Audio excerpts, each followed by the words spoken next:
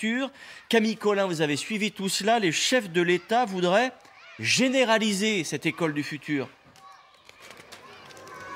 Oui, le président de la République qui a bien résumé l'état d'esprit de la semaine il y a quelques minutes en nous expliquant, comme il l'avait fait, souvenez-vous, sur la santé il y a 2 jours à Cherbourg et de nouveau donc ici aujourd'hui, vous le disiez, à Marseille, en nous expliquant qu'il fallait sortir d'une approche mécanique des choses. Comprenez qu'Emmanuel Macron veut surtout privilégier les initiatives de terrain, concerter au niveau local et territorialiser les initiatives sur la santé et sur l'éducation, avec dans l'idée de généraliser cette nouvelle méthode. C'est effectivement ce qu'il a annoncé pour l'éducation à partir de l'automne prochain. Écoutez-le.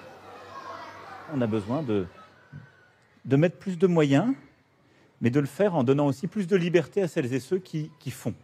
Et notre ambition avec Monsieur le Ministre, c'est ensuite dans les prochains mois de pouvoir généraliser cette approche et se dire partout sur le territoire, on veut définir en quelque sorte des grands objectifs, mettre des moyens, mais donner la possibilité à nos enseignantes, nos enseignants et l'ensemble des parties prenantes qui font l'éducation, c'est-à-dire aussi les chefs d'établissement, les parents d'élèves, les associations de périscolaires avec les élus, de justement permettre à notre école d'avancer, de continuer d'avancer, de tenir ses promesses. Cela veut-il dire qu'on repart d'une page blanche après 5 années de ministère mené par Jean-Michel Blanquer? Pas tout à fait, a expliqué Emmanuel Macron. Il y aura des éléments de continuité, mais des éléments pour corriger et compléter également. Il est revenu sur les 30 minutes supplémentaires de sport. Il en avait parlé pendant la campagne de l'élection présidentielle. Et puis sur le retour des mathématiques, surtout au lycée, une précision faite aujourd'hui par le président de la République, le retour des mathématiques se fera de façon optionnelle et ne sera pas obligatoire à la rentrée pour les lycéens.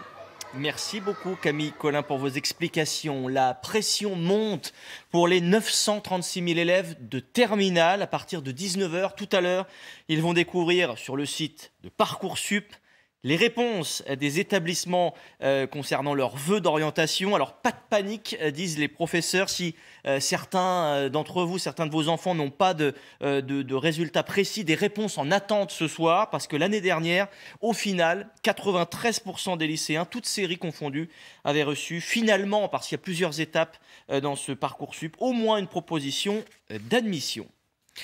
C'est une victoire retentissante qu'a obtenue Johnny Depp devant un tribunal américain face à son ancienne compagne Amber Heard. Après 13 heures de délibération, les jurés ont estimé que l'actrice avait diffamé son ancien mari quand elle s'était décrite comme victime de violences conjugales.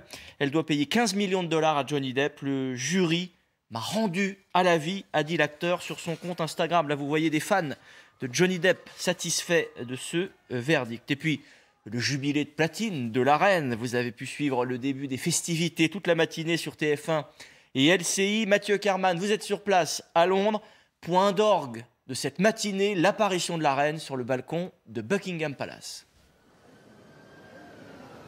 Oui Thierry, grande surprise pour ces centaines de milliers de personnes qui étaient réunies sur ce mall. Alors ils ont pu la voir ou l'entreapercevoir à 2 reprises. Une première fois d'abord, mais le mall n'était pas encore ouvert au public. Et puis la deuxième fois donc avec tous les membres ou la quasi-totalité de la famille royale. Tous n'étaient pas là, bien évidemment on connaît les raisons. Et donc là ils ont pu voir d'un peu plus près justement la reine, cette reine. Et c'est d'ailleurs ce qu'on a pu constater depuis hier maintenant avec Éric Josset, c'est cette fascination pour la famille royale, mais au-delà de ça, pour la reine Elisabeth, qu'ils ont pu voir donc pour ce 70e anniversaire de son règne, et donc ce mall qui se vide peu à peu. À noter également que certaines personnes vont rester cette nuit encore sur le mall pour assister à la suite des festivités, parce que c'était la première étape aujourd'hui. La suite, c'est jusqu'à dimanche. Oui, c'est encore long. Merci beaucoup Mathieu Carman avec Éric Josset. Voilà pour l'essentiel, Bénédicte. Merci beaucoup Thierry. À tout à l'heure pour de nouvelles infos.